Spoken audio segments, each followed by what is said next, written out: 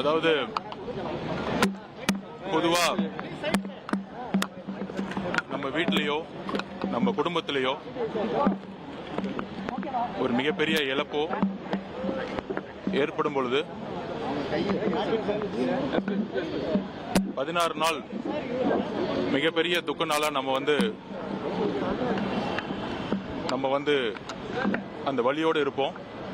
இன்றைக்கு எங்க தலைவரும் சரி, தமிழக வெற்றி கழகமும் சரி, எங்க தோழர்களும் சரி, இந்த 16 நாள் எங்களுடைய குடும்பத்தில் எங்களுடைய மக்கள், எங்களுடைய உறவுகள் இறந்த நாளையோட 14 நாள், 16வது நாள் காரியம் முடிகிற வரைக்கும் யாரும் பேச முடியாத அளவுக்கு மிகுந்த வலியோடு இருந்துகிட்டு இருக்கோம். இதுல எங்களுடைய நியாயங்களை சொல்றதுக்கோ இல்ல எங்க மேல இருக்க அவதூறுகளை சொல்லும் போது அதுக்கு பதில் சொல்றதுக்கோ எங்களுடைய இந்த வலி மிகுந்த நாட்களோட எங்களுடைய உறவு 41 குடும்பத்தோடைய எங்களுடைய உறவு அவங்களுடைய வழியோட நாங்க ஒவ்வொரு நிமிடமும் அவங்களோட கடந்துகிட்டு இருக்கோம்.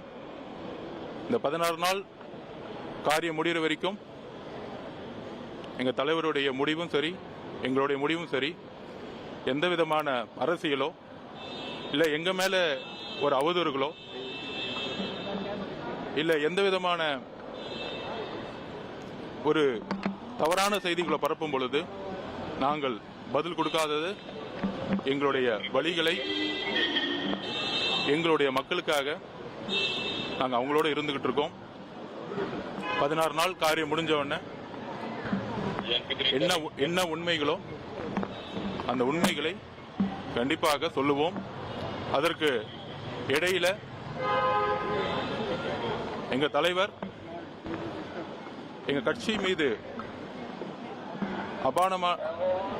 மீது ஒரு பொய்யான குற்றச்சாட்டுகளை எழுப்பி எங்க நிர்வாகிகளை கைது செய்யக்கூடிய நடவடிக்கைகள்,